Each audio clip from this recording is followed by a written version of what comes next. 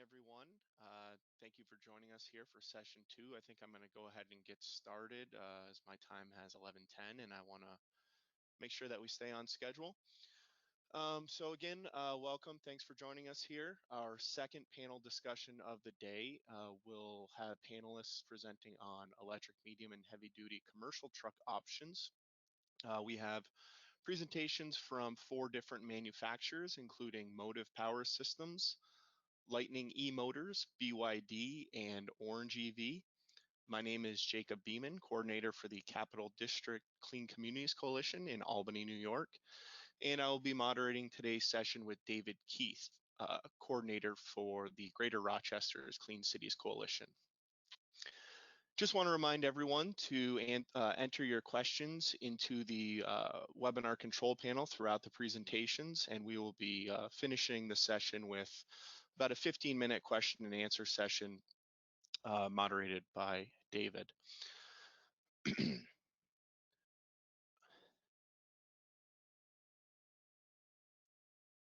Our presentations this morning will be from Joanna Hamblin, Senior Marketing Manager at Motive Power Systems, Tim Reeser, CEO and co-founder at Lightning E-Motors, Aaron Gilmore, Vice President of Electric Motors at BYD, and Kurt Nukens, President and CTO at Orange EV.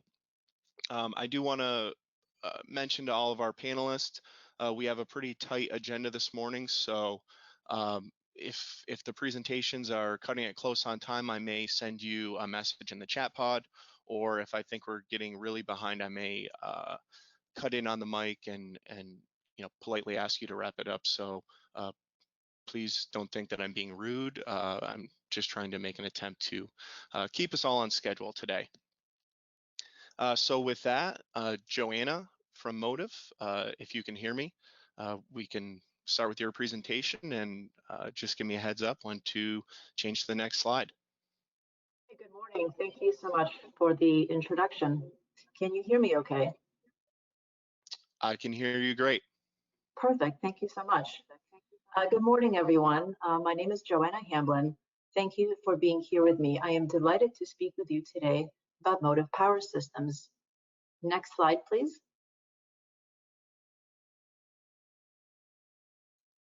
The tipping point for vehicle electrification is here. The market is gaining momentum as fleets look to meet new regulations, reduce costs, and address social pressures for cleaner transportation. As an example, the California Advanced Clean Truck Rule that mandates 50% of trucks sold must be zero emissions by 2035 and 100% by 2045. Many other states have also followed suit. Motive is well positioned to provide fleets a pathway for electrification and get ahead of these regulations, but also demonstrate quantifiable business outcomes. Next slide, please.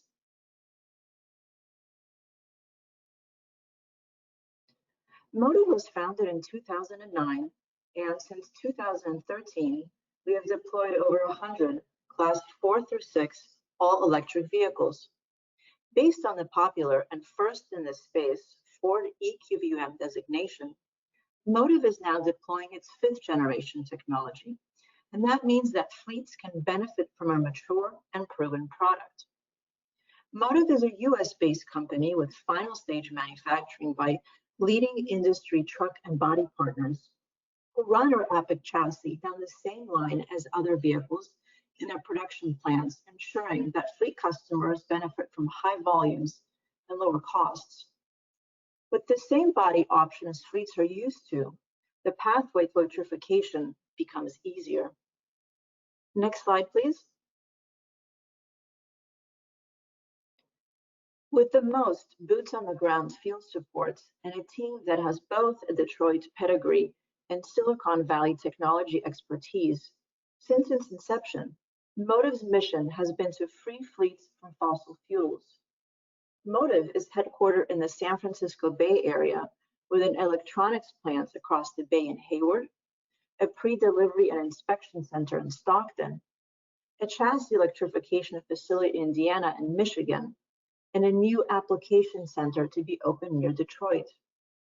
Our proprietary Adapt EV software and patented power electronics work seamlessly between all vehicle applications and enable learnings from one fleet to easily become updates for all fleet customers via over-the-air updates. Next slide, please.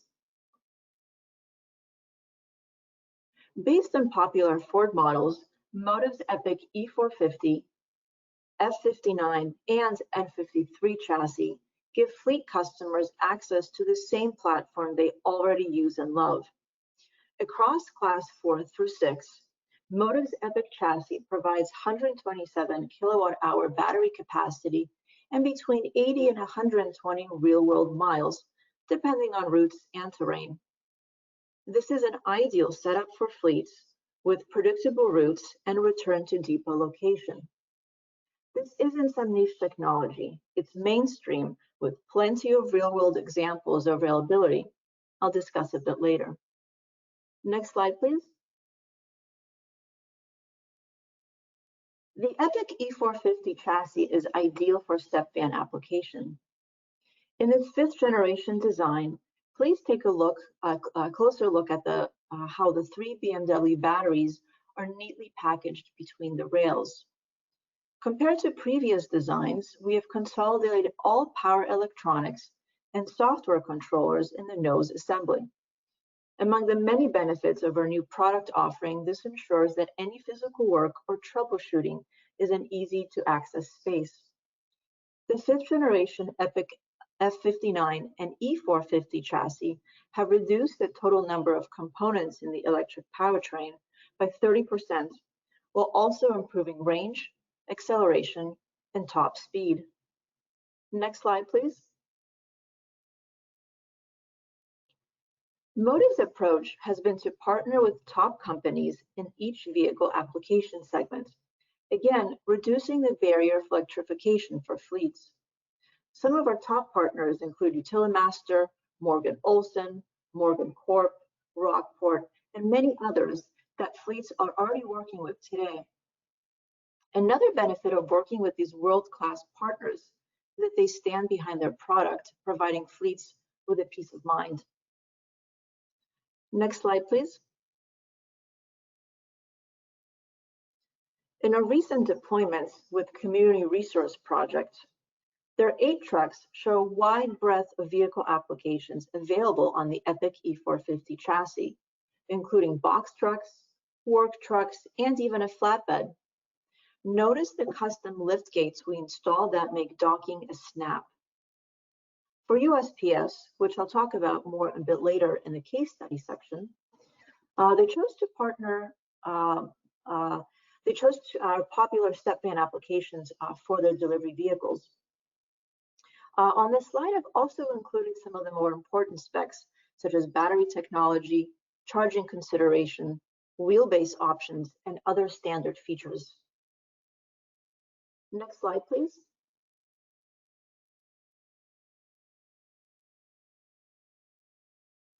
Our Epic F59 chassis is ideal for step van applications.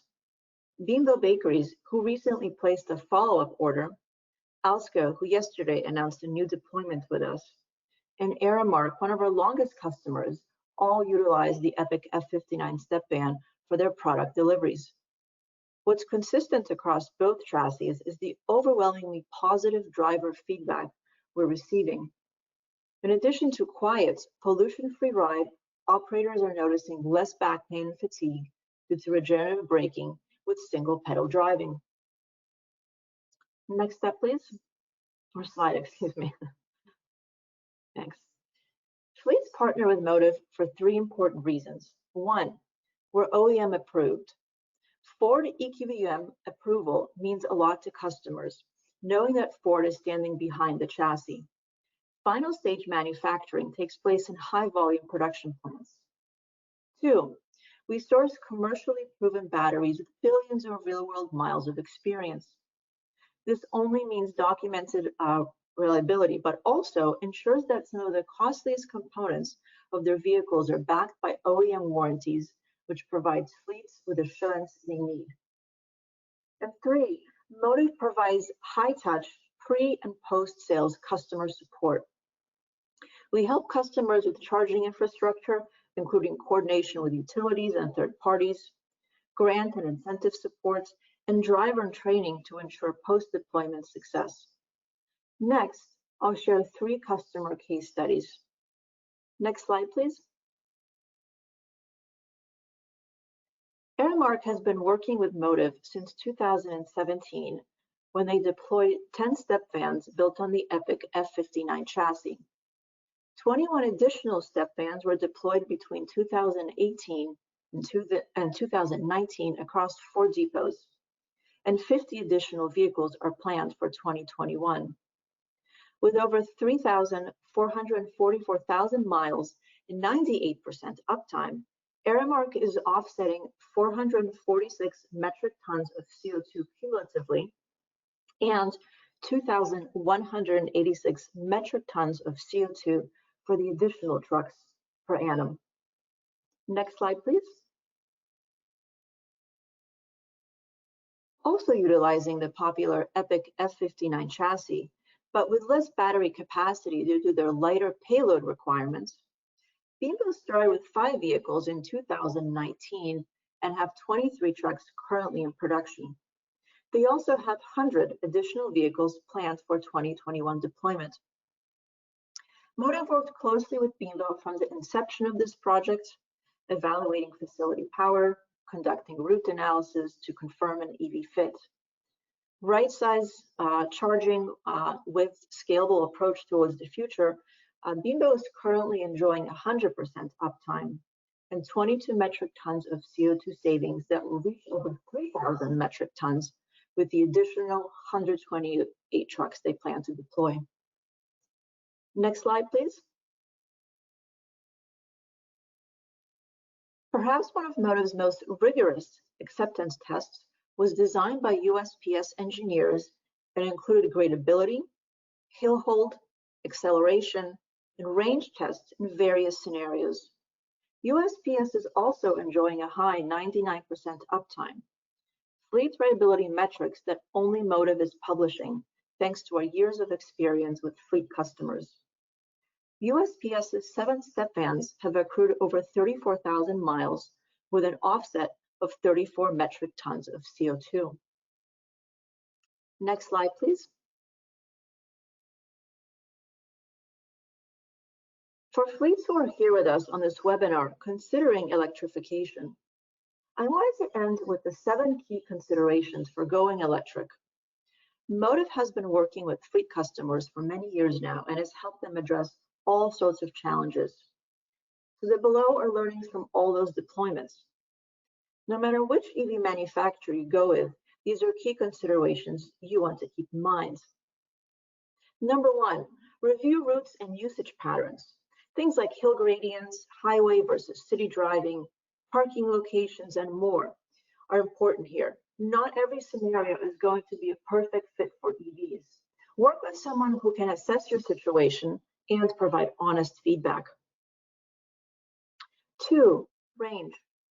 What to believe versus expect. Kilowatt hour per mile is usually a good metric. What is your basis for comparison? Real world miles work best. 3, commercial EV fit. Review available funding and conduct total cost of ownership analysis to account for operational and maintenance savings. Payback becomes quicker if you have the right partner guiding you through the maze of funding options and guidelines. On average, Motiv fleets save up to 85% on OEM costs. 4, charging infrastructure. If utility involvement is needed, start early. Right size, chargers with a scalable view towards the future. Ask your EV manufacturer to show proof of prior projects to see what kind of scenarios they have expertise with. Motiv provides full support for fleet customers, including all third-party coordination. 5, operators. Formal driver training needed at deployment is key here, plus a refresher every 1 to 3 months after deployment. Having local support will help you address any issues, especially with some of those early deployments. 6. Robust support plan. Ask the EV manufacturer to provide dedicated local support, not dealer or third party. This also includes understanding product warranties ahead of any vehicle purchase.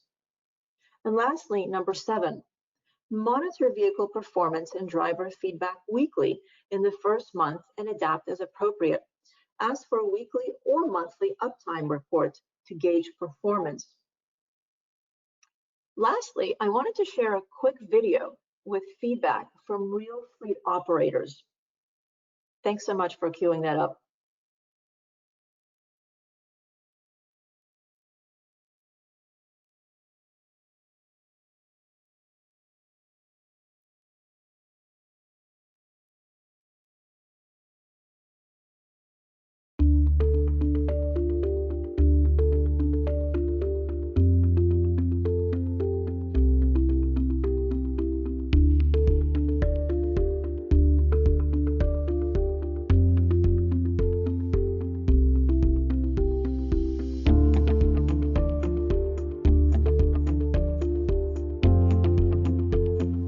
Like the power, the smoothness, quiet, good regenerative braking. It rode really good. Acceleration felt good, smooth, quiet.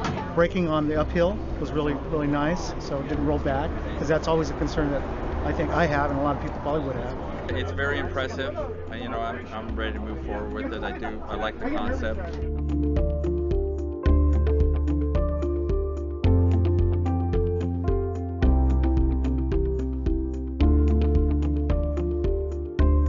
We estimate the 90 miles with a fully loaded truck, some highway. Wow. Yeah. There's no fluids, there's no transmission, no oil you gotta change.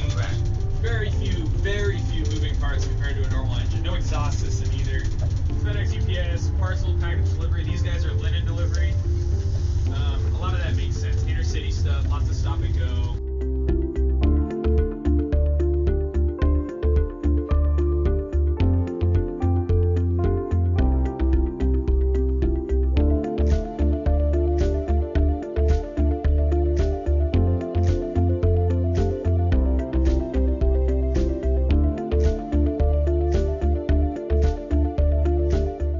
Turn the key to the run position. Yep. That's it. The vehicle's come alive. It didn't rumble. I don't know what to do. Exactly. This is crazy. Notice how quiet it is. Yeah, you can't even hear it. You'll hear other noises that you've never heard before. Better talk to your boss. Write you the check.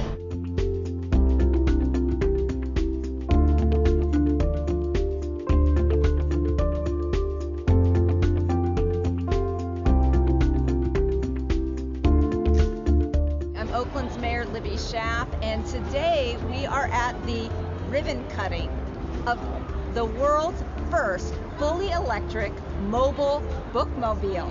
The Oakland Public Library is really happy to be partnering with Motive Power Systems on this project. It's been a long partnership to get to this day, but we're thankful for everything that Motive has brought to the partnership. By 2033, we want to be a city that no longer has diesel emissions. Many of our communities have high rates of asthma, so we want to be environmentally responsible with our vehicles, not only to our communities but to the planet. These are the things that matter to us in Oakland, and this is an incredible head start.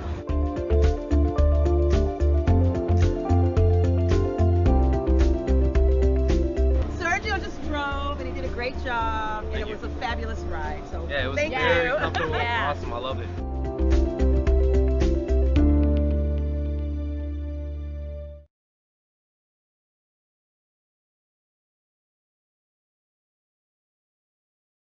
Thank you so much, Jacob. For those on the webinar, if you have any more questions or would like to reach out to me, please go to our website at motiveps.com. Thank you again.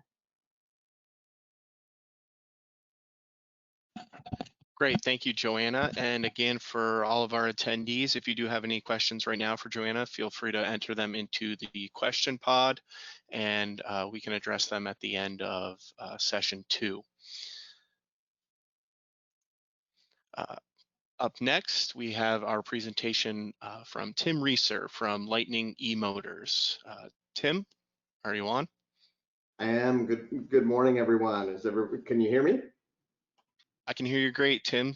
So you can go ahead and just let me know when to switch slides. All right, let's go to the next one. And I think we start with a video here, if you can play that.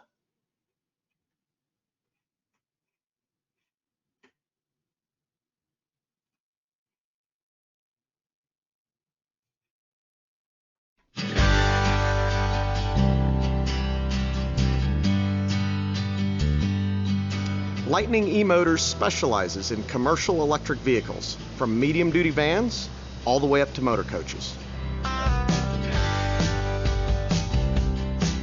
You'll see in our factory lots of customized vehicles, like shuttle buses with wheelchair lifts, like large Class 6 delivery trucks with refrigerators or with custom lifts on the back.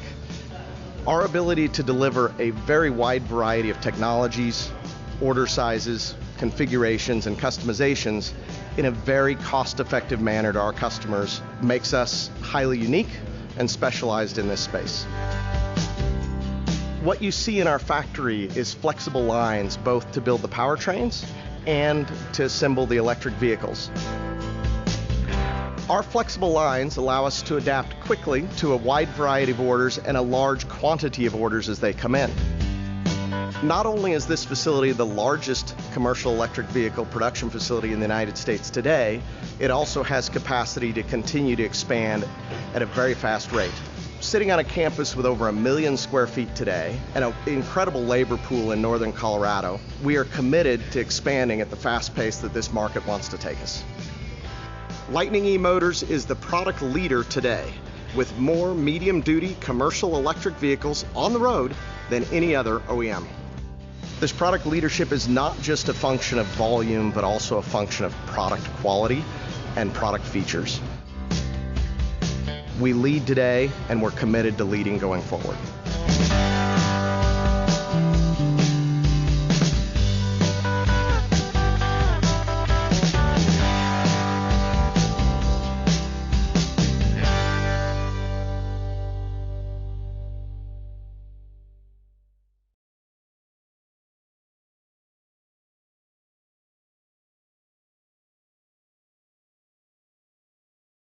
All right, thank you. Let's go to the next slide here, and we'll run fairly quickly through this. I think most of you, obviously on the presentations this morning, we've had a lot of discussions about the problem we're trying to solve, and I think we're all very, very familiar with it. But I think just to restate it, commercial vehicles represent a significant amount of human health challenge around diesel air particulates as well as gasoline air particulates. We have a real opportunity together to make an impact on air quality, make an impact on livelihood quality and health quality broadly, as well as climate change as well. So next slide.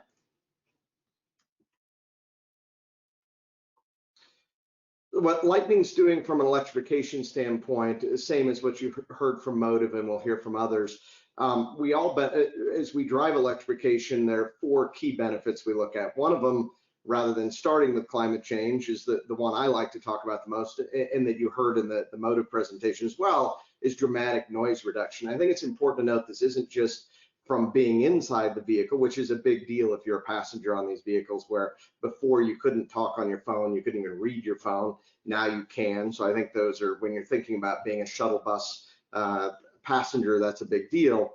But also outside, when you think about the cities and the amount of noise in the cities, and you hear those vehicles drive by with their engines. I was sitting in a restaurant the other day, or outside a restaurant before they closed them all down, and in comes the delivery vehicle for the restaurant, where I was trying to have a conversation, and that conversation had to shut down for about 5 minutes while the truck rattled along and did its duty. So to not have that anymore, we believe is a very compelling proposition for electrification. Obviously, air quality and human health that I talked about earlier and climate change are there. But I think the other one that many people don't think about is the control and optionality around energy and resiliency. So the opportunity to think about how do I run the buckets on my bucket truck, the opportunity to think about how do I run the refrigeration systems on my refrigerator truck, or the electrical systems on my ambulance or my RV, because I now have all this battery power. I may no longer need things like propane on board, or have to sit and stay plugged in order to run the various accessories on an ambulance, for example. So these are all important things and reasons to think about electrification beyond just the sustainability parts of what we're doing. Next slide.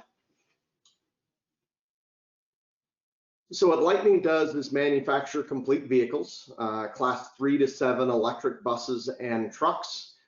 We offer both battery electric and fuel cell electric variants. We offer them as a full vehicle, where the chassis is done. We can do that, perform that electrification either before or after the body upfits are done.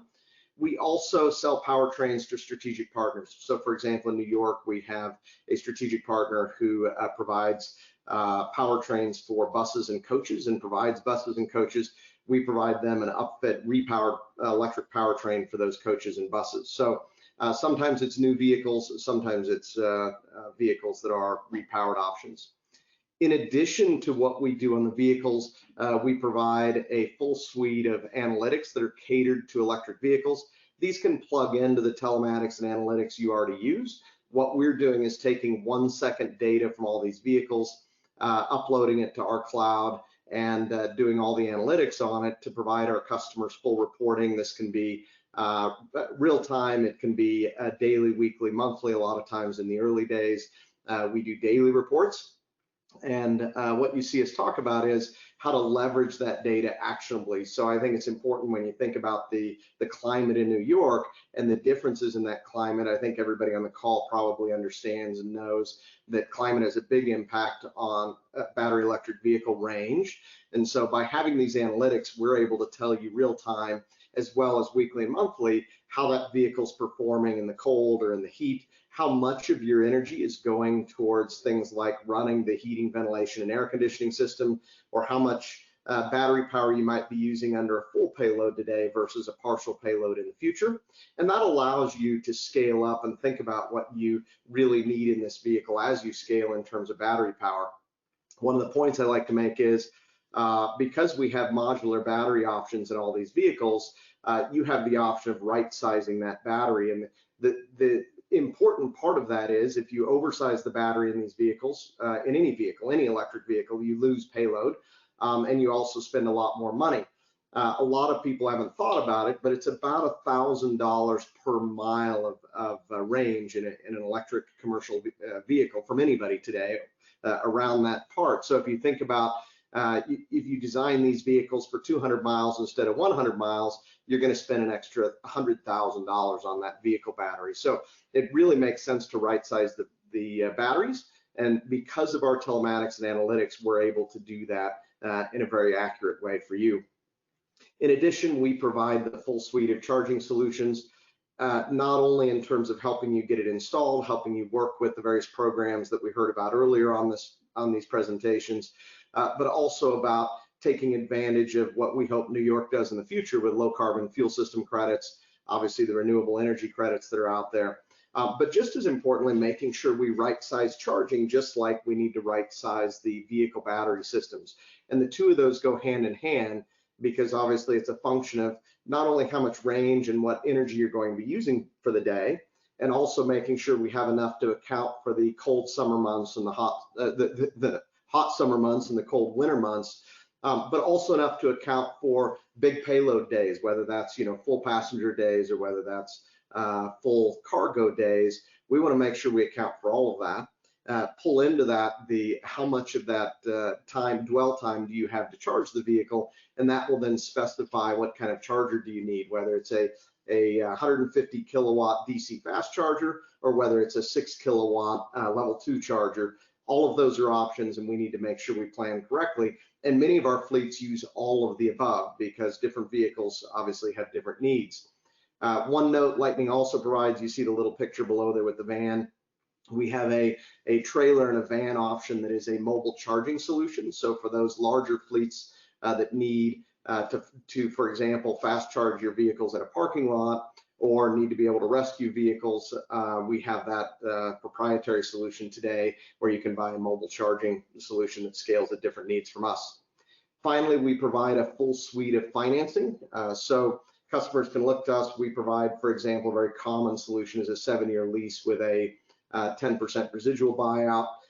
We guarantee residuals, so we enable this kind of financing to make it easy for our customers to get creative around what they need and innovative around what they need in terms of financing, and wrap all of this together in a very effective and cost-effective way to make it happen. Next slide. One of the things I like to point out about our specialty is we really focused on the unique and segmented aspects of this business, meaning we have an offer today and are selling today and have customers running a class 3 Ford Transit based ambulance from us. And a lot of people think that's easy, that they can just buy an OEM electric ambulance, but they don't exist. We're the only people today who put electric ambulances on the road in the United States. And it's an exciting application, but it's not simple in the sense that you can't just throw it on a skateboard or throw it on, the eventual class 2 Ford Transit that Ford announced a couple of weeks ago. It's a highly specialized vehicle with a lot of things going on underneath it and a lot of electrification needs that we support in a very unique way from Lightning. But as you walk around this circle and you think about shuttle buses and you think about bucket trucks and refrigerated delivery trucks and coaches and transit buses, we provide powertrains and electrification for all of that through a very proprietary and highly modular software and hardware solution. So different size batteries, different motors and transmissions, different heating, ventilation, and air conditioning systems, but in the end, it all looks the same to you. Our software is the same. The user interface looks very similar on all of these vehicles from us, making it easy for your drivers and your passengers to support, and your fleet managers to support the vehicle. Next slide. Not going to spend a lot of time on this, but I think it's very important to note that batteries are not one size fits all, and from a quality standpoint, it's very important to look at what you need from batteries. And so a few key things we do. The first one is we're using very high quality cells from the traditional people you'd see, LG, Samsung, that are obviously make great cells. But the second thing is those cells have to be wrapped in a highly safe environment that can handle commercial vehicles, and they have to be thermally managed very carefully. And I think we all know from New York, it's not California. You have very cold winters and hot summers and humidity and all those things that can certainly degrade a battery very quickly. So it's absolutely critical in order to get a highly efficient battery and a battery that's going to last a long time, that you have it thermally managed, being liquid cooled and very carefully managed through the BMS system to keep it within a couple degrees Celsius and make sure it works very well. So next slide. We do a significant amount of our work, both our transits, our Ford Transit based products today and our E450s are compliant with Buy American. Next slide. Now, a little bit of the fun slide, you can see what we support. This grows monthly right now. We had new platforms. In fact, we'll announce shortly new platforms on the Class 6 variety with both Hino and with GM Navistar. So this is growing regularly. On the motor coach and transit bus repowers, we support 3 or 4 different OEM buses in each of those repower categories as well. So a very significant case that I think is very important to look at in terms of what we're doing. Next slide. I'm going to dive a bit into a couple of these that I think you may be interested, just to kind of make the point. Many people have asked us about when Ford announced their Class 2 Transit, and I'll show you a table in a minute about some of the differences between us and Ford. It's important to note we don't compete. We are QVM, 40 EQVM also. As Motive said, there's just 3 of us that are.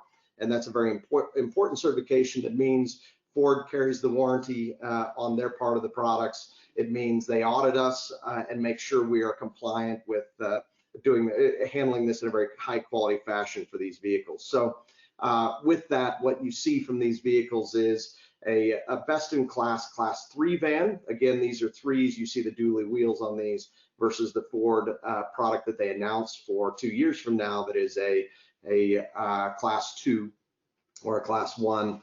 But many of the same things you'd see, and some of what surprises people, we now have range options from 140 to 250 miles, much higher than you see from others. And one of the challenges in this space is a lot of people advertise miles with no real backing to it, or range with no real backing. When we talk about range, these are CARB dyno certified.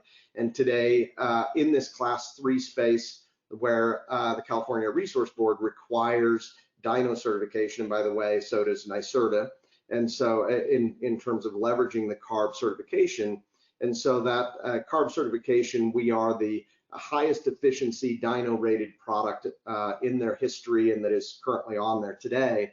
And what that means is this product gets 66 miles per gallon equivalent, and you compare that to the gasoline version that gets about 13, you can see with that efficiency why these vehicles are so much less expensive to operate. So next slide. A little bit of comparison, and again, we'll leave this up, but I think it's important to note it is not our product is not directly competitive with Ford's. Ford's, most importantly, is a class 2, and Ford does not offer passenger vans. So I think those are the two most obvious check marks that Lightning has that are different from Ford. But you will notice things like different payload capacity. With our modular battery options, a lot more battery option, as well as a fuel cell option, and thus higher range and a very similar starting price. So next slide. Important to note while we were on there, all these vehicles are also on the NYSERDA certified list as well. So the NYSERDA grants apply where appropriate. The class 3 is not under the Volkswagen Emissions Mitigation Trust Fund. You have to go class 4 and above. So as we go into something like this class 6, it is on the NYSERDA list. This is a low cab forward. Again, we offer a battery electric version of this for a Hino and a GM Navistar. So if you want something different than the Isuzu and GM product, which this one is, we have everything you could ask for. Range options, again, because we can put different battery options on this, you can go from 88 miles to 130. And again, these are real world miles with real payload tested by real customers. With telematics and analytics reports showing you, how it's doing on a second by second, and a state of charge meter in the vehicle that's showing exactly how you're doing. We do use standard CCS1 combo with DC fast charge on all these, so you can charge them with any variety of standard chargers that are out there today, and also with our energy solutions as well. Next slide. So as we think about one other product we're very proud of, and this is a product, actually we have a lot of these, just started shipping these into New York 2 weeks ago. So you'll start to see some E450 box trucks like the one below running with a major name you all will recognize shortly.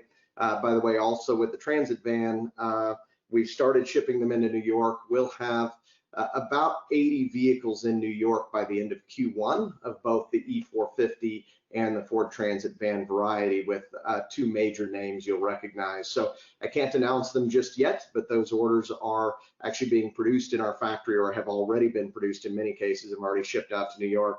So we're excited to have a very significant footprint in New York, which means we have, already have the service network set up.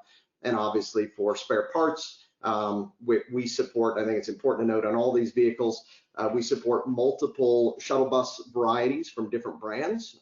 Because we have a modular approach, we can support different shuttle bus bodies and brands.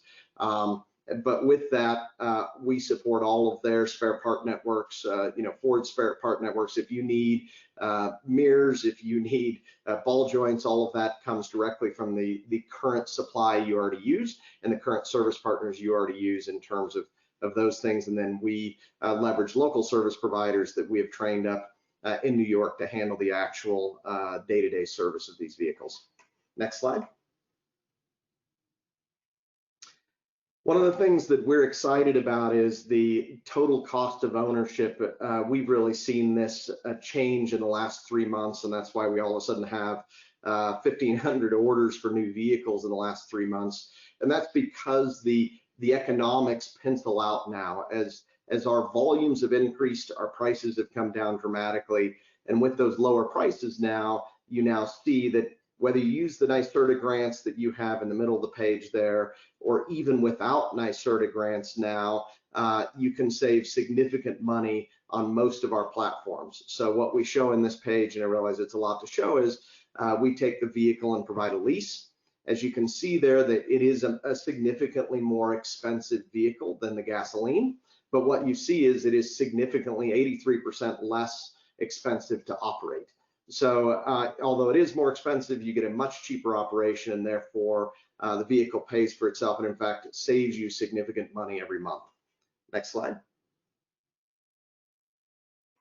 Few things to note, we also have a 550 truck and bus offering today. The only F550 shuttle bus offer you'll see running down the road.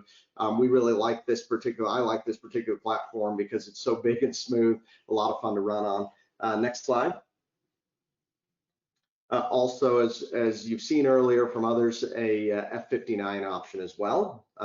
We do have that option all the way up to 160 kilowatt hours of batteries, so about 130 to 140 real world miles range in what we're going, and with some of our new technology, we'll probably announce by Q2 a fuel cell version of that too that'll get you up to 300 miles on that vehicle.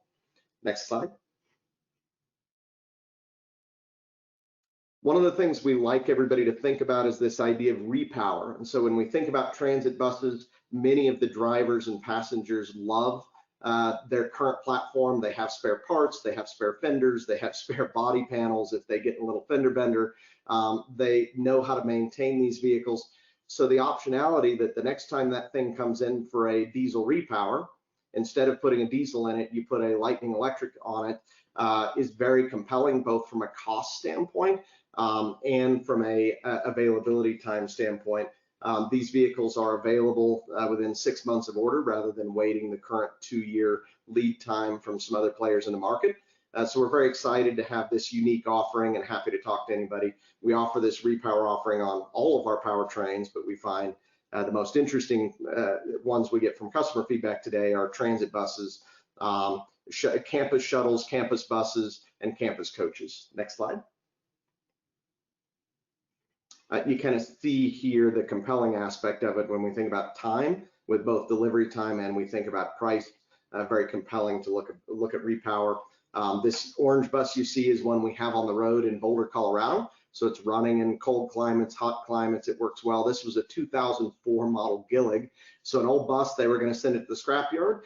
We saved it from the scrapyard, electrified it, gave it an extra 12 years life. A great story from a sustainability and from a cost and effectiveness standpoint. Next slide.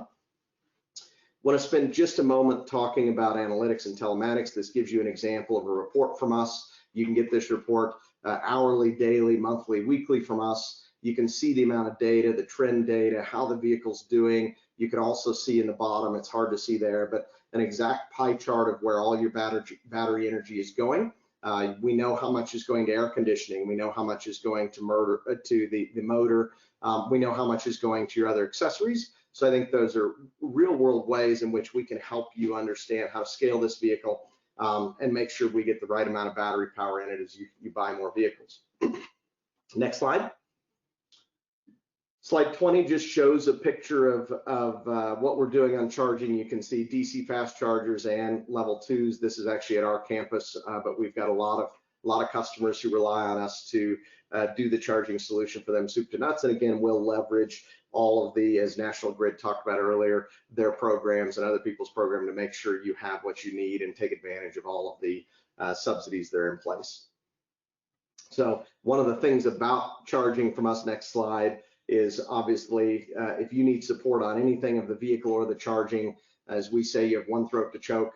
We've got a 24/7 NOC, Network Operations Center, where our team responds immediately to any kind of charging or vehicle issues, dispatches to the team we have in New York, and make sure you're taken care of. A little bit, I spoke earlier, next slide, about mobile and fast charging. This gives you a picture of what that looks like today. Again, something happy to talk about separately. So I think I'm running close to over time.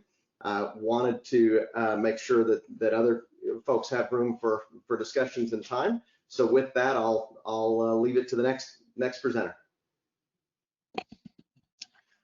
Okay, great, Tim. But you do have a little bit more time if you felt that you were skipping something, but I'm happy to keep moving if that's all you've got, and we'll have plenty of time for questions then. Okay, let's do that. I'd love to have people engaged on the question side, so we'll just leave more time for questions. Perfect. Thanks, Tim. Okay, next up we have Aaron Gilmore, Vice President of Electric Trucks for BYD North America.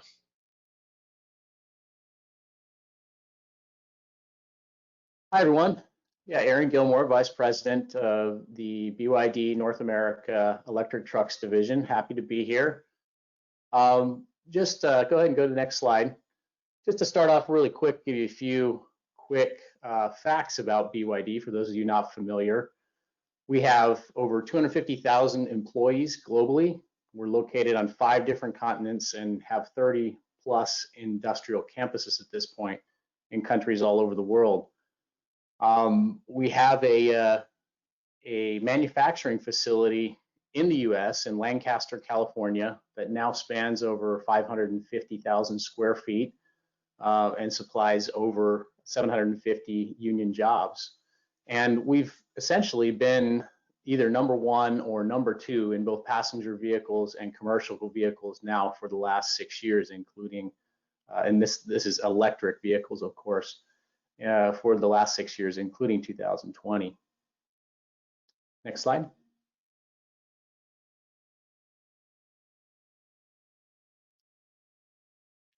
Next slide, please. Thanks. Just to kind of give you an idea of all the different businesses that we're involved in, of course, the entire ecosystem of BYD is electric vehicles, batteries, solar modules, and energy storage. So it's an all sustainable type of ecosystem. The business divisions consist of the commercial vehicles division, which includes electric forklifts, electric buses, and the electric truck division, which I'm a part of. And then we also have electric passenger vehicles, a long-standing consumer electronics division that sells various products to lots of names that everyone would know, the Dells of the world, and batteries, battery storage. It's important to note that we started our history in batteries and was a battery company before moving into these other areas. And then we also have a Sky Shuttle, Sky Rail type monorail business division as well that you will see much more of in the near future. Next slide.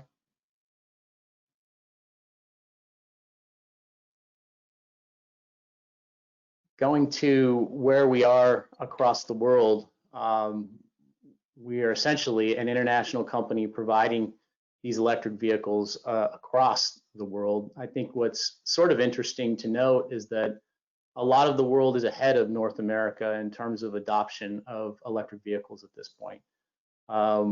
Most of our business actually is in Asia, probably second most in Europe at this point.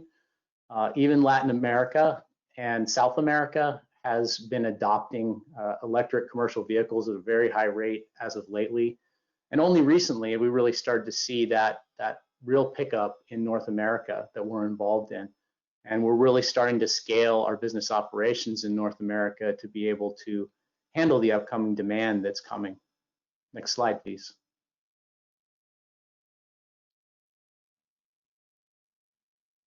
We are an ISO 9001 certified manufacturing facility in Lancaster, California. Again, we build many of our products there from the ground up, essentially.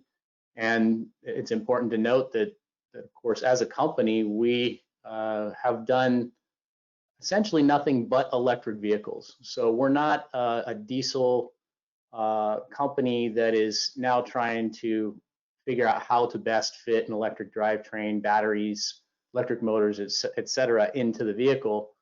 They're designed from the ground up to be electric vehicles. It's the only experience that BYD has. Next slide, please.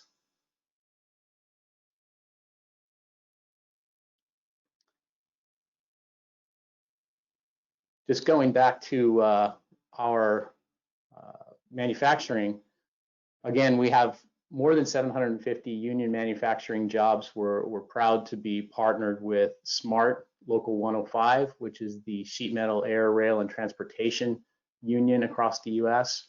And we've been highly engaged with them to work on training programs, apprenticeship type programs that fuel this new economy of manufacturing jobs in this growing space of vehicle electrification. Next slide. I think just heading back to our initial core competencies, again, BYD was founded in 1995 actually as a battery company. So back in the late 90s, if you had one of those Nokia cell phones, it probably had a BYD battery inside. Since then, over the last 25 years, BYD has been involved in all sorts of battery chemistries and has a deep expertise, has essentially been either number 1 or 2 in the world in batteries and battery output out of our manufacturing facilities for many years now. For trucks and truck applications, we've chosen to focus on an iron phosphate battery chemistry because they're the safest in the industry. They essentially, the chemistry itself cannot go into a thermal runaway type situation, even if it's lit on fire, so to speak. So for the application of heavy duty trucks and the deep cycling that takes place, the hard heavy duty work, the way fleets like to run these trucks, this is the right battery application for that. Of course, I think as Tim mentioned, the thermal battery management system is super important. And we've certainly tested our batteries and they've been actually delivering in a wide variety of applications and temperatures across the continent. Next slide, please.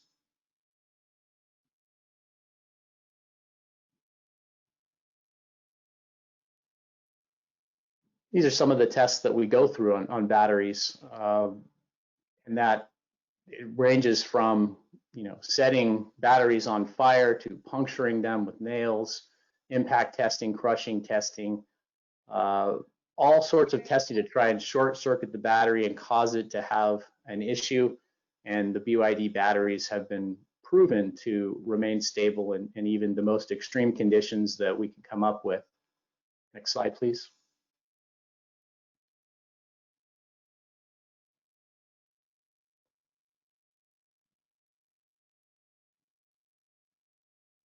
And you can go ahead and go to the next slide. That slide's highlighting. Sorry. No, I think there's a bit of a delay, so. No problem. You can go ahead and go to the next slide. And this one just basically states that we have over 13,000 commercial heavy duty trucks that have been delivered to date globally. So that goes with, in buses, I know it's over 60,000 at this point. By far, BYD has the most heavy duty commercial vehicles in the electrification space that are delivered to date. The markets that we're focused on in North America are these that you see on the screen right now. Terminal operations, so Class 8 heavy duty yard trucks to move containers around ports or warehouse distribution facilities. We're in the refuse collection space. We have both Class 6 and Class 8 refuse trucks. We fit those with a number of different bodies from different bodybuilders around the country. So if you're a municipality and you like a particular bodybuilder, we take our cab chassis, bring it to that bodybuilder, and they can fit it as a pure electric. Both terminal operations and refuse collection will be covered in some more detail by my colleague John Guerra, who will be speaking later. So stay tuned for that. In the next session, he can go into some more detail on some of the applications there, some of the experiences that we've had. And so stay tuned for that. The other space that we're focused on is distribution and logistics, and we have both Class 8 tractors involved in that, as well as Class 6 box trucks or cab chassis that can be fit with a number of boxes or refrigerator boxes and other types of applications. Next slide, please.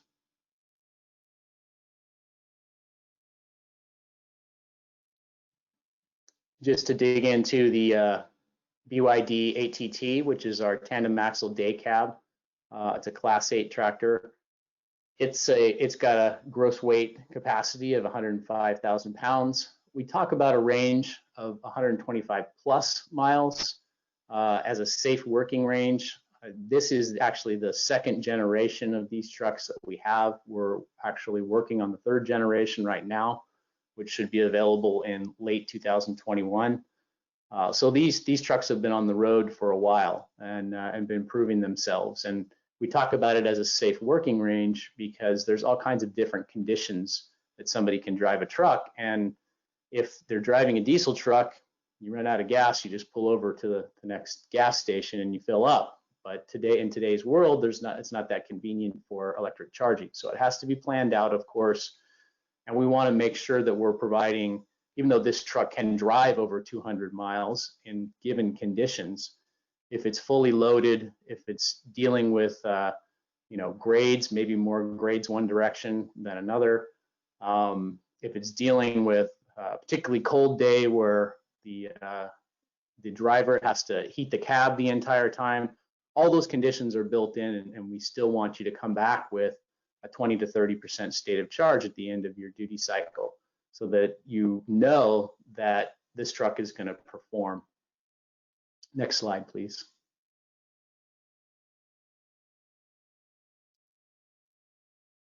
The other truck I was going to highlight, and the slide will come up here shortly, is our Class 6. It's a cab chassis that we fit with a box and or refrigeration box, or as I mentioned, a refuse body. We can do a number of different configurations with that. And it also has a 125 plus safe working range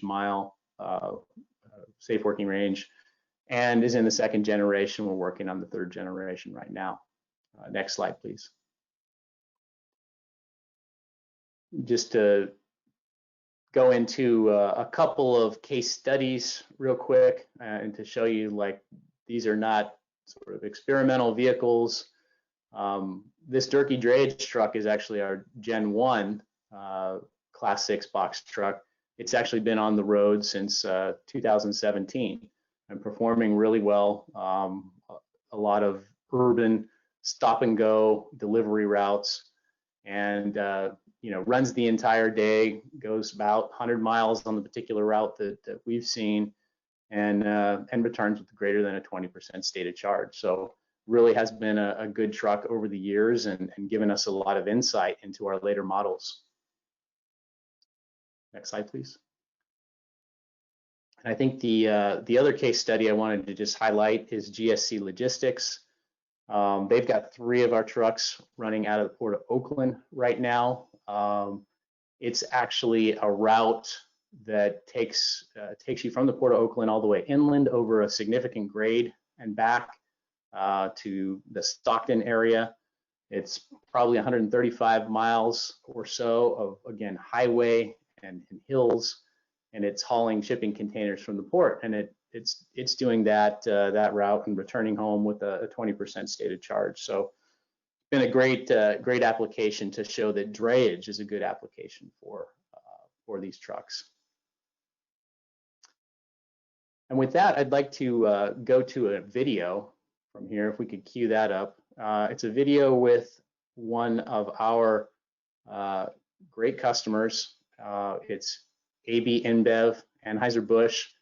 Show you some information about their experience with some of our trucks.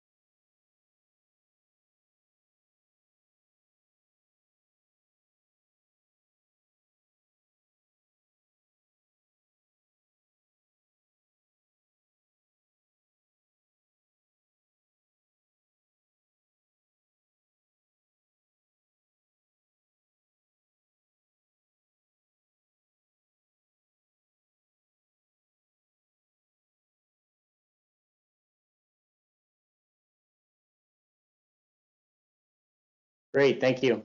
Yeah, Anheuser-Busch has been a great partner for us. They mentioned 21 trucks in that project. We put 4 more into service in the Northern California, Oakland area, and they're certainly looking at various areas across the country, including the East Coast, to deploy these trucks. So they're very happy with them, as you heard from Carlos, their driver there. A lot of comments that he made are very common that we hear across the board. The drivers love the lack of noise, the lack of vibration, the lack of diesel smell, the torque and the pickup in the truck, et cetera. Just a really pleasant experience. And I think a lot of drivers around the country are just going to say, you know, we really don't want to go back to driving diesel trucks after driving these electric trucks. So really excited about the future. You can go to the next slide. And that's pretty much what I had today. Again, John Guerra, my colleague, Senior Director of Business Development, will be talking in a little more detail about some of the trucks that I didn't go into detail on. So the refuse trucks, both Class 6 and Class 8, and our Class 8 terminal yard trucks as well. So thank you. I'll turn it over to the next speaker. Thanks, Aaron. Appreciate the information. Looking forward to hearing more from John in our next session. Next up, we have a presentation from Kurt Nukens, President and CTO of Orange EV. Hello, everybody, Go ahead, Kurt. and thank you very much. Thanks for letting me join and present about Orange EV. We're very excited to be here. We've been building all electric terminal trucks in production since 2015. The company started a little before that, and I'll get into that a little bit. We're really proud of, as others are, about having 100% electric trucks. They're safer, they have faster stopping distances, they're more reliable, and they're lower cost. And the drivers and the management both like the advantages. Next, please.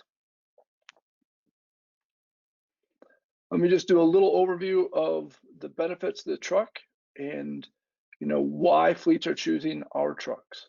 It's to reduce their downtime, avoid costly problems with diesel and diesel emission controls, increase safety, as I mentioned, and improve the driver experience. And that cost discussion is really important. Our trucks dramatically reduce the total cost of ownership. And I'll get into that a little bit more. We save up to $60,000 per truck annually on fuel, maintenance, and emission controls. Now that I say up to 60,000, I want to be transparent. That's for a 3-shift, 24/7 operation. And we can support that without any problem. We have multiple customers running 3-shift, 24/7 operations. If you're going to 2-shift operation, it'd be closer to $40,000 in savings a year, or up to, and then a single shift up to 20,000. And that up to really depends on how hard you're running the truck. So you're going 25 miles an hour, or you're doing 15 miles an hour. Are you, you know, doing 150 moves a shift, or are you doing 45 moves a shift? So those things are significant in the discussion. If you use more diesel, you'll save more money. So we're saving up to 90% on fuel. We're saving up to 75% on maintenance and repair. And we're saving, of course, 100% on the emission control equipment. And then when you add the soft savings of health benefits, the safety, the operational benefits, the driver retention, the reduction in fuel on your lot, or having to go off-site to get fuel, all those types of things, those benefits add up also, but we don't count those in our 60,000. Those are additional soft savings, we call them. We're trying to talk about just the hard savings in the up to $60,000 per year. And then, of course, you're completely eliminating the diesel-related cost and emissions. Next. So a little bit about us. We are a bootstrap company. We started here in the Kansas City, Missouri area, founded back in 2012. We've grown significantly since then. We've gone through a couple of moves into larger spaces. So we've gone from our original 2,000 square feet, where we built our first trucks, kind of that garage mentality, to 12,000 square feet, and now we're over 50,000 square feet. And really, you can see in the bottom right picture there, a true assembly line straight through the shop, multiple in and out, and so really have a capacity that's well beyond anything, any other electric vehicle system that we're aware of out there, and able to really match any customer needs. I should say it that way. I think others probably have some capacity too. So, but we have capacity to meet our customers' requests. Over 230 trucks in service. That's a little while ago. I guess the slider, I think we're over 250 now, and significant revenue growth. Our customers who are bought trucks are rebuying trucks, and I'll say too, we are working on autonomous discussions. We have a partner there, and multiple partners actually, and so the autonomous part of this is something we've been working on for several years now, and we think we'll be one of the first players in that market with our trucks and our partners. Next. So lots of you know what a terminal truck is. We are talking about terminal trucks in this category because it is a Class 8 truck. They're called hostlers, they're called spotters, they're called yard dogs. They move a semi-trailer around a shipping yard and in and out of the docks, around rail yards, and of course, distribution centers, manufacturing, all those areas use our trucks. We can pull up to 81,000 pounds, which is standard, up to 25 miles an hour, which is standard for the diesel yard hostler. Again, I mentioned we have the 24/7 operations. We use in the different areas, the rail, the manufacturing, distribution, agriculture, waste. We have both on-road and off-road compliant trucks. And these trucks, most of our customers think about them in hours, not miles, but we have telematics that can track both of those. Next, please. You can see in this slide, not only do we have the 4x2 model, which was our first model, we were producing, as I said, since 2015, but we also have the 6x2, which we've delivered now into the Chicago market. Of course, we've got no diesel engine, but one of the things that makes the Orange EV truck special is we also have no transmission. So there's no worry about that failing or a maintenance to a transmission. There's no cooling. There's air cooling, but there's no radiator, there's no coolant, there's no possibility of spillage there or leakage or all those types of issues. And there's, of course, no emissions controls. We can operate up to 24 hours on a single charge at some of our customers, but we also have other customers who work the trucks much harder, and so we have the fast charging. And I'll get into that a little bit later, but we can support 24/7 operation. We have telematics, providing real-time operating data. This can help. We've looked up by the customer themselves. We also do reports of that for our customers to help them understand their savings and the benefit, and also how they can use the trucks better. So that telematics system is on every truck. We are industry first on that in the terminal truck market, and we see real benefit from that from our customers, not only in how they run their operations, but also in how we together service and manage their trucks. So for instance, automatic reminders on maintenance every 500 hours, that type of thing. Texting when the tire pressure is low so that you can fill the tire instead of having it fail, or get it fixed correctly right away before, if it's not noticed. Of course, the trucks are safer, cooler, smoother, quieter, and cleaner. So that just goes along with electric.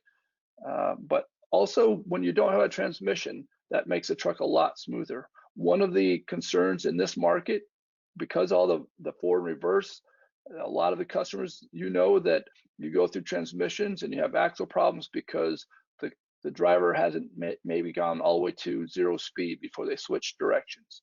That's not an issue with our truck because there is no transmission. And so you can be hitting that reverse switch when you're going 5 miles an hour and it doesn't hurt anything. It slows down and starts going the other way. It does the regen braking and takes off in the other direction. So no problem for this powertrain whatsoever.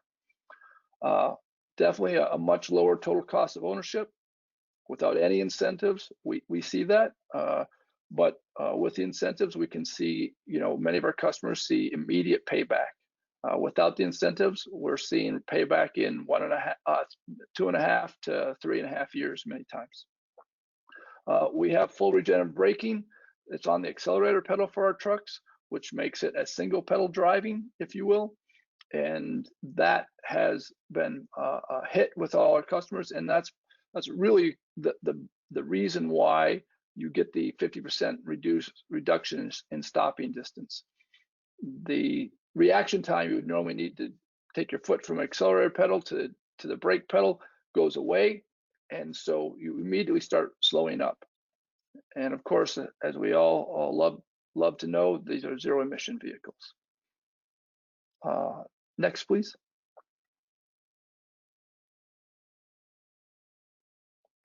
So some of the trucks, as you can see, we pictured here, we do custom paint jobs. We have different battery configurations. So we have an 80 kilowatt hour pack or 160 kilowatt hour pack, and we do that to match the customer need. When we get with our customers, when someone contacts us, we definitely make sure we go out and understand their operations, understand their needs, and configure a truck that fits their needs but doesn't cost any more than it needs to. So if someone has a single shift operation, they don't need more than the 80 kilowatt hour pack. And that allows them to us to reduce the price to them and for their payback to be better and quicker. Even though they're only using it one shift, it still makes sense financially. We also do an all new truck from the ground up. We start with a frame and just go from there. And it's not a glider. It's us building our own trucks. We also do a reman, so we can take your existing trucks and remanufacture those, and that can save the significant savings there because we're not putting all the new parts in. Now, even in that truck, we're only reusing the cab, the frame, the fifth wheel boom, and the front axle. The brand new rear axle, all the hydraulics are new, all the pneumatics are new, all the electrical is new, all the way to the headliner is new, so we redo that truck. We actually sandblast the cab and the frame before we repaint it or galvanize the frame if you'd like that, and then build it up from the ground up down our normal line with all new parts. So it's truly a remanufactured vehicle, and it comes out looking brand new. Several of the trucks in these pictures are actually remanufactured trucks, and I don't think anybody could pick them apart. So we have different charging capabilities. The 13, 22, and 70 kilowatt hour charging are available. And again, those are matched to the needs of the customer, the 8-hour shift, the 16-hour shift, or the 24/7 operation. We do that again to minimize costs for our customers, and that cost of that charging station, if you need less, it also changes your infrastructure costs. So we're very conscious of making sure that we're making propositions for our customers where they become more profitable because they're using our trucks. We have some improvements to these trucks over what's been seen in the industry. One of those things is gator hide flooring and high wear surfaces that just creates a whole different durability of the truck. We know from our reman business that one of the weak spots in these trucks in the past has been floors that rust out. And so we made sure that wouldn't happen with a powertrain like ours that has going to have so much longer life than the diesel counterparts and the transmissions. We wanted to make sure that the truck lasted along with the powertrain. As I mentioned, we offer a galvanized frame as an option. That's a fully dipped frame. We talked earlier about the 4x2 and the 6x2s. I mentioned the custom colors that you see here. We have 12-volt options inside the cab for radios and or cell phones and such, and then air conditioning with a 3-year warranty, which is something I don't think has been seen in the industry before, and instant on electric heaters. And so that air conditioning system is all self-contained. Again, we don't need a radiator or anything. It's all within that unit. So it makes it very nice. We're just providing it with electricity, and everything else comes together within the unit, and you have that 3-year warranty there. So it's a really nice AC system. Let's next slide, please. So we're pretty proud of the fact that we've been around for some years, you know, and delivering, you know, production vehicles since 2015. If you see the dark orange states, we've got trucks running in all those states. You might notice that we've got trucks running in Minnesota. We've been through winters in Minnesota. We've got trucks running in San Antonio. We've got, for the heat, we've got trucks running in Buffalo, New York. We've been there for multiple years, and through the snow. We've been in Chicago cold weather for over 5 years, 5 winters. We've been in California, and there's been some very hot days in different areas in California. The high desert gets pretty warm. And so we've seen all the way from 130 or 20F down to minus 35F, and had no problems handling those temperature ranges. And we do service all our own vehicles. So we have local to the truck service teams who are mobile. We find that to be very well received by our customers, and an upgrade to what they've seen in service in the past. If they have an issue, they call us, or if we have to do maintenance, we go to their site, we do that, and they're back up and running within a couple hours. So you can see some of our customers here. That's just a small portion of our customers. We have over 80 fleets using our trucks already, and some very big names. We have surpassed, our commercially deployed fleet has surpassed 665,000 hours and over 2.1 million miles.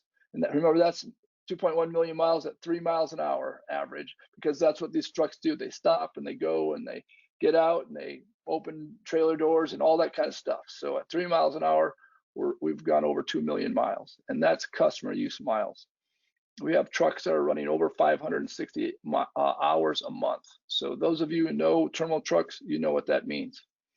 And then again, mention the factory direct, we come to you service. That's next slide, please.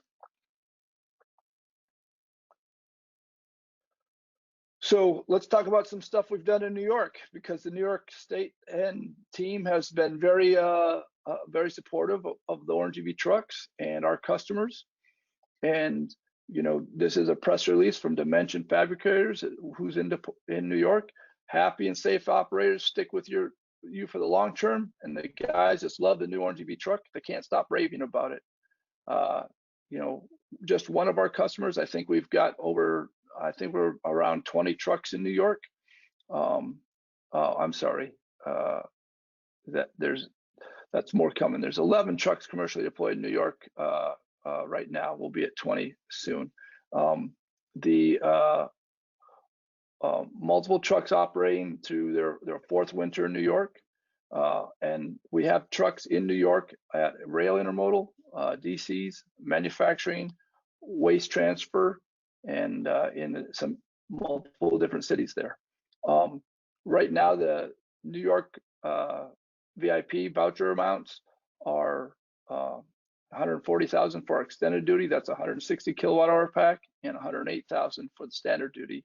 That's our 80 kilowatt hour pack. So some very good, we appreciate those incentives, and it helps customers who haven't tried electric to realize how much better it is than diesel, and realize that they can save a lot of money even without those incentives, but for sure it makes sense with the incentives. Next slide, please. So these are a couple of customer cases that we want to go through. This one, first one is Kraft Heinz. They've deployed some trucks in Ohio. They did that through their 3PL, Firefly, who is a spectacular company. If someone's looking for a 3PL, go ahead and go to the next slide, please.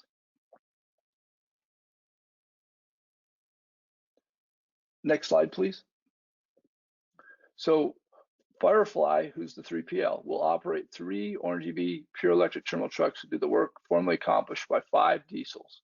With this deployment, Kraft Heinz plans to virtually eliminate diesel terminal truck emissions at their Groveport distribution center.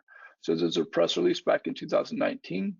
As you can see, they're very happy and they were able to improve their efficiency. Now, I won't say that our trucks will do that at every site. I think a lot of this has to do with Firefly. Firefly is very aggressive about being fully utilized with their vehicles. One of the things I will say is that they feel comfortable doing that with our vehicles and our service model, because they don't feel they have as much downtime, and so they feel like they can have less backup. Everyone who's in this industry knows that you have backup diesels and multiple backup diesels if you have any trucks at all, and so this is part of why they've been able to achieve this reduction. On to the next slide. Ability Trimodal, this is out in California, and they're supporting the port in California. And so let's go to the next slide, please.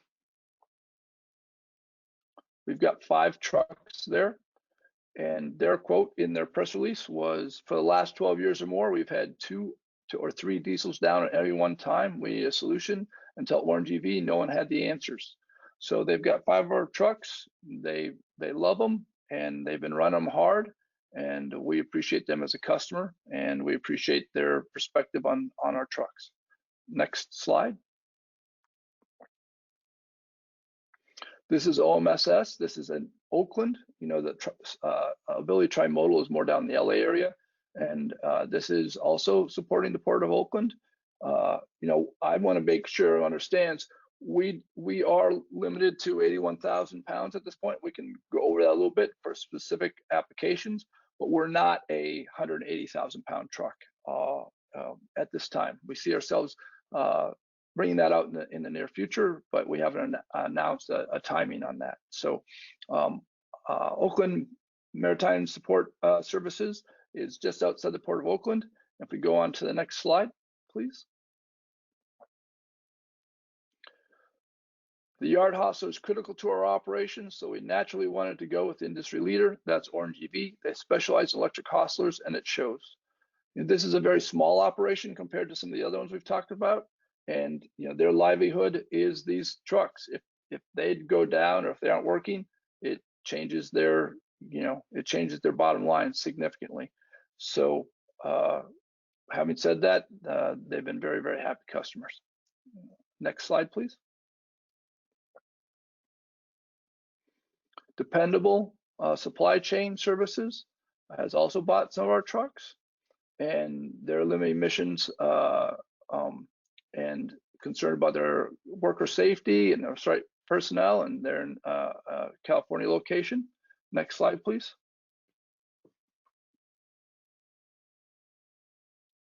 Next slide, please.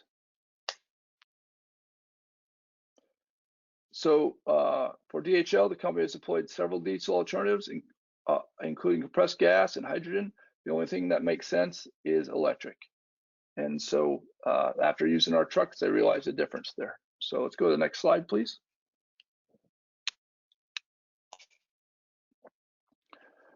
Big E is another one of our customers, and Big E is in the Bay Area, and they really move the trucks around to different sites to use to move their cranes and things around. So what they really like about the truck is that they can send it out to a location, run it, and then come back, and you know, it works the whole day away or several days, and they don't have to worry about it getting charged up, you know, and being away from the charger. So on to the next slide.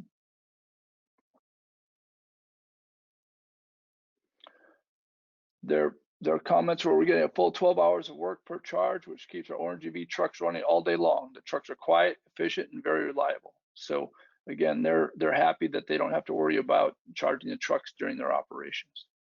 Next slide. So this is a special case. Bolthouse Farms did their own study internally, actually without our knowledge, where they looked at our truck. We bought 2 of our trucks back in 2017, so this is a while ago now, and ran the trucks for 2 years. They also bought a diesel at the same time and compared the diesel to the Orange EV electric yard hustlers from 2017 vintage. And let's go to the next slide. This is a press release they gave, and we weren't even part of. We didn't know it was coming out. They had done some stuff with the state of California to help other companies understand the benefits or the concerns with electric vehicles, and they had shared their experience with our trucks. So their quote is, "The Orange EV electric terminal tractors had a 75% decrease in downtime over the 2-year period as compared to their diesel counterparts. The diesel vehicles needed about 522 hours in the shop, while the electric vehicles needed only 134 hours. There was an 80% reduction in maintenance costs compared to the diesel counterparts. The diesel vehicles cost $3.93 per hour to maintain, and the Orange EV vehicles cost just 78 cents per hour to maintain." So significant difference there, 75 to 80% reduction in maintenance discussions, and that's over and above their fuel savings. So again, we're very proud of that. We want the industry to understand how much better the trucks are than diesels, and that we stand behind the trucks. Next slide, please. So that's really my presentation here, and I think we're several of the presenters were a little earlier than expected. I don't know if I went fast or not also, but see the name down there, Sky is our national sales director. Love to take your call. It's skyc@orangeev.com. We have sales team members across the country, so you'll have your own local salesperson to help you, and you also have your own local service people to help you wherever you are. And we're very excited to work with anybody who's interested. We've got team members up in New York and the area, and like I said, we've got lots of trucks up there already. So I guess with that, I'll turn it back to our moderators and answer some questions. That's great. Thank you, Kurt. And thank you to all of our presenters. We're now going to move into our question and answer portion. I expect that we have quite a few questions lined up in the queue. We've got about 15 minutes here until 12:55. So David, if you want to start getting into the questions, go ahead. I don't have access to our question pod, so. I do, yeah. Panel, great job. It was very, very interesting. So what I'm going to do, there are some that are to all. So I'm going to save those till the end because some of you have been identified as the one they want to answer. So I'll go through those first. First question came in during Johanna's presentation. It might be more of a generic question, but the question was, would be good to know cost-benefit guidance on slow versus quick fill for EVs. How is this decision made? I assume that ties to the level of charging. So, Joanna, do you want to answer that one? Yes, definitely. So certainly, so the level of charging depends on the type of vehicle that is utilized, and also the type of charging infrastructure that the fleet decides to go with as well as the type of power that they have coming into the facilities. There's lots of different considerations. Also, the types of routes that the fleet goes with is also a consideration. Okay, swell. Thank you so much. Okay, this one's for Tim. First one for Tim. It's for $46,000 for the E-Transit. What's the price without grants? So it depends a lot on, and obviously this is true with all of us, and even when you see something from Ford, for example, saying $46,000, it's not only a function of grants, it's also a function of options and which vehicle you take.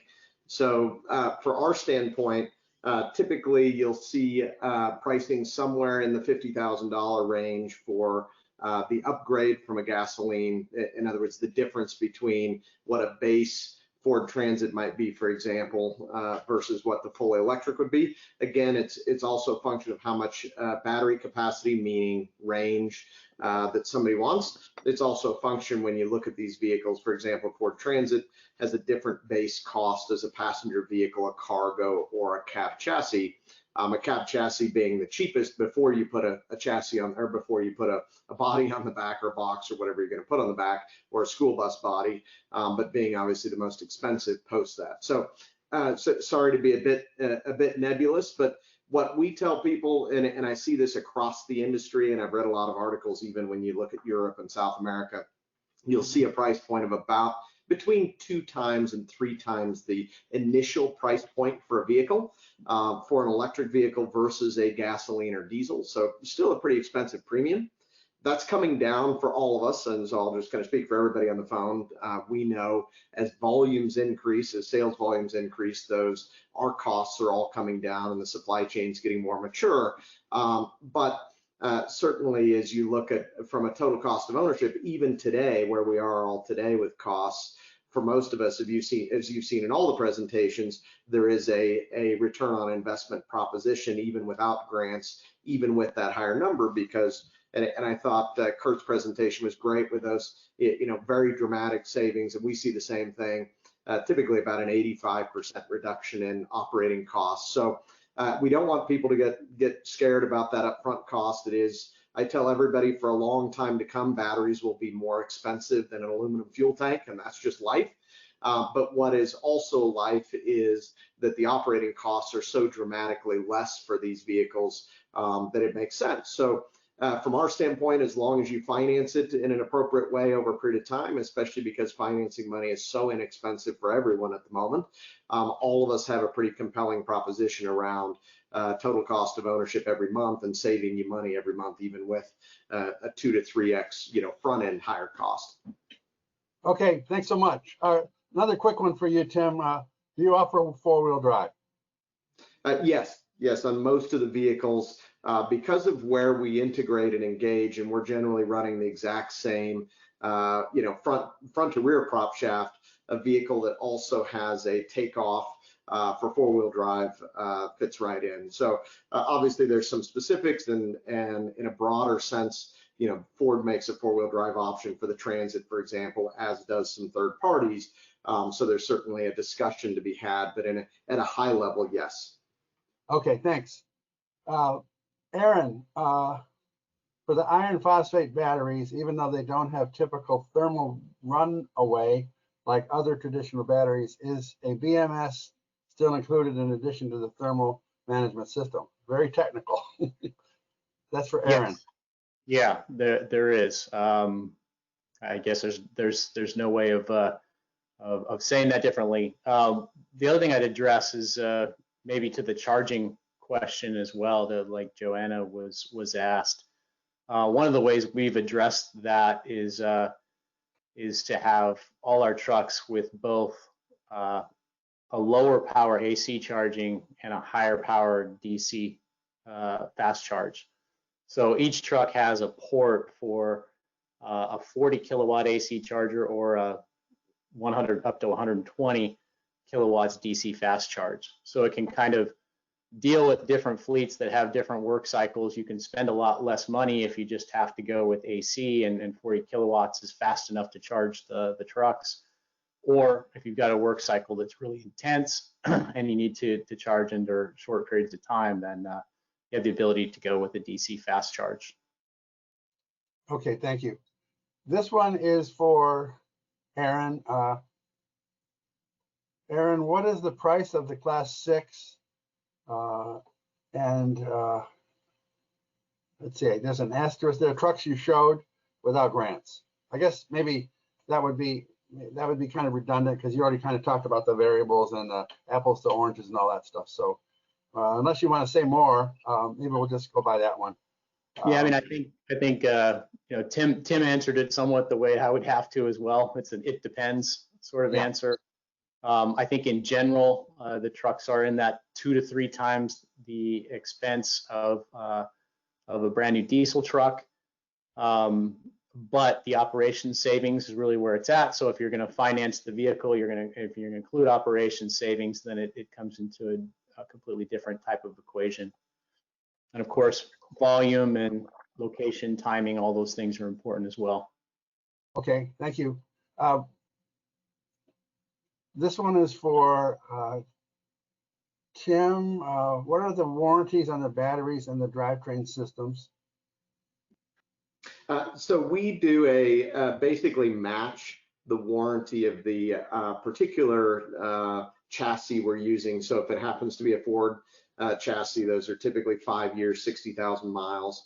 Obviously, and you can read it publicly if you look at, for example, the various state contracts we're on or buyer contracts we're on. A lot of times those do require an increase to a 100,000-mile warranty. So there is a little bit of dependence both publicly, but the standard that's listed is 5 years, 60,000 miles, unless you're on a state contract or other that requires something like 100,000 mile, in which we comply to that as well. Okay, thanks. Let's see, there was a question about examples, case studies for refuse vehicles, but that's been deferred to the next section because we're dealing with those, so we're not going to answer that in this session because it isn't in the medium duty space. Let's see, Kurt, can your trucks charge off my existing ABB branded CCS1 DC fast charger? Not at this time. No, we use our own chargers at this time. One of the reasons we do that is because we've been a little bit contrarian to the industry. We use 125 volt max in our vehicles. So our high voltage doesn't go over 125 volts. Our operating voltage for lights and stuff is still 12 volts. We do that on purpose. It gives us a safer product. So if someone does work on the product, or if there's an accident and there's any kind of issue, now we have monitoring of the voltage just like everybody else does. We've got finger safe connections just like everybody else does. We do all the industry discussions, but our system runs at 125 volts. Unfortunately, CCS1 the SAE requirements do not go down to our voltage. So some of those suppliers do, and we're working with some of them. And so we think we'll be able to do a unit that goes as low as our voltage and yet manages the other trucks. So we're working on that. But at this point in time, we have dedicated chargers. Now, most of the time, you want that dedication on our trucks because they're behind the fence and they're in the commercial lot. And so you want to make sure that truck is getting charged when it needs to. So that's the right answer right now. But because we're at lower voltage, the standard wasn't written to match our needs. Although, as I was saying, some of the suppliers did that anyway, and so we might have an opportunity to do that. Thank you. Okay, Tim, this is a technical question. In addition to the SOC and the BMS, is SOH included in the analytics? Yes. English? Okay. Yes. So what you'll see, and from our reporting analytics, it is customizable. So most of our fleet customers, do often request something, slightly modified, ranging from can we integrate with another telematics OEM, which we do, to specifics that we're looking at with each kind of different vehicle. And so we are able to customize those reports for customers. But as a general rule, yes. So we really care, as everybody can imagine, about idle time as well and other aspects. So yes. Okay, thank you. All right. I want to get through some of these questions that apply to all because I think they're relevant. We had two different questions related to cold weather. We're in New York State, and you know what it's like here. So I think it's a relevant question. We also got some from some of the upper Midwesterners. So real world experience in cold weather climates like New York, does it affect the vehicle range, use of cabin heat, etc. And then another question related to that, what kind of range have you seen in cold weather in New York and Michigan? March temperatures are below 50 degrees Fahrenheit. Well, it's 30 here today, so we get a lot colder than that. So Whoever wants to speak to that, Kurt, go ahead. I'll take that on. We've been in cold weather winters for five years, 5+ years. This will be our 6th year, even into Minnesota and Minneapolis, and some of Michigan and all over New York. The cold weather does drain a little bit more on the batteries. There's some heating actually takes more than air conditioning, and so it does take a little bit extra. We have, and I'm sure the others can tell you a lot of the same thing. We match our battery size for that. So when we go understand our customers' needs, there's a bigger variation in their need for how hard they use the truck than there is in their need for or handling that heat need. So so there's no problem really. And you're talking about under 50 degrees Fahrenheit. We're handling -30 Fahrenheit without problem in Minnesota. And the customers that the first customer we sent a truck to there and delivered a truck there has called us up saying they want more. So it's working. So. Okay, thanks. Yes, go ahead, Tim. Yes, so I'd add to that to put some specifics on it. There is a very specific difference between something with a big cabin and a small cabin for all of us. So, when we think, and I realize this is a truck discussion, but if you think about a motor coach where you have, which we do quite a bit of, you have a very large cabin to heat, and you're heating it with, a battery electric power, obviously, you have a significant more drain on the battery system than a small cabin in, say, a low cab forward truck. So it's important to note that any stat any of us tell you is even different. And I know probably quite a few people on the phone drive an electric vehicle, electric car, as do I.